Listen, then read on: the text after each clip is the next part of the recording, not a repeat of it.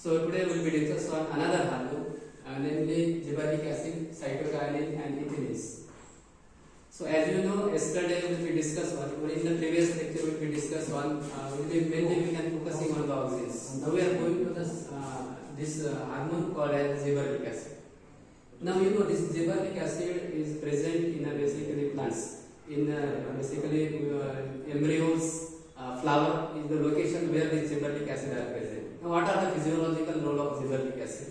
So this gibberellic acid is responsible for the breaking of seed dormancy. Now dormancy means what? When any plant gets seed that cannot suitable for the seed germination. For example, date seeds. So this date seeds we can keep in water, but after 15 to 1 month they cannot germinate. But if we can treat this seed with the help of gibberellic acid, then these seeds are automatically or easily germinate.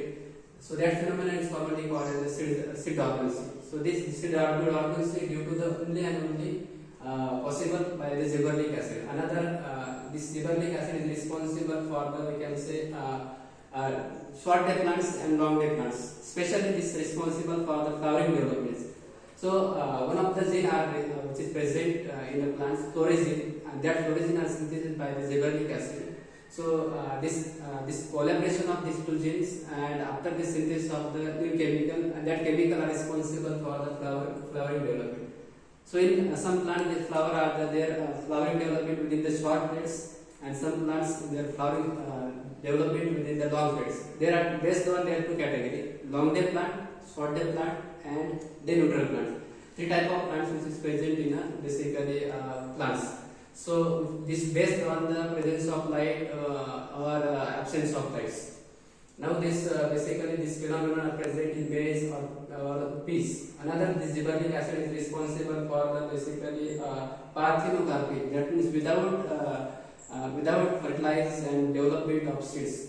How it is possible? So if we take ovary, isolate ovary from the flower, and this ovary are placed in gibberellic acid solution, and after this some days from this ovary new plants are basically developed. That phenomenon is commonly called as the parthenocarpy, which is present in the basically some plants.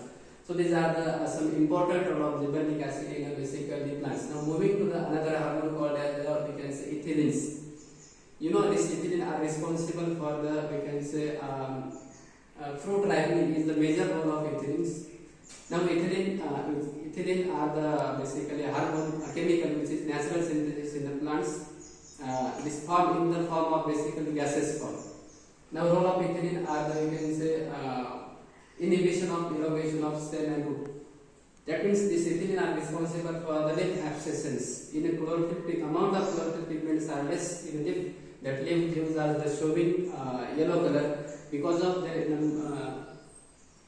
amount of ethylene are very low. So under this condition, leaves are the fall down on the earth. That phenomenon is commonly called as the leaf senescence. Now this another ethylene are responsible for the fruit ripening. So in the markets, various types of fruit are available, like banana. Especially this ethylene are useful for in the banana. So after this we can ethylene this banana we are kept in the ethylene gas. After 1 or 2 hours, this banana becomes ripening. That means green banana color is converted into the yellow color because of their hormones are present. That hormone is commonly called as the ethylene. Again, if amount of ethylene concentration are so low in basically plants, that one of the phenomena commonly called as the belting phenomena.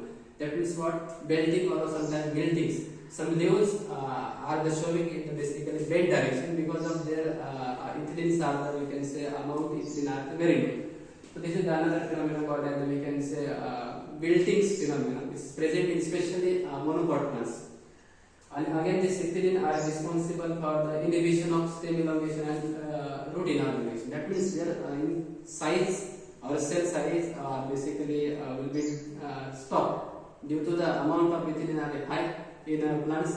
That phenomenon is commonly called as the inhibition of stem and root. Moving to another hormone called as the cytokinin. Cytokinin is especially present a discovery of cytokinin, which is this hormone which is present in basically especially coconut, and they find out isolate compound that is called as the kinetin, and later on this given name is the cytokinin. It is responsible critical for the cell division and development of the root and shoot.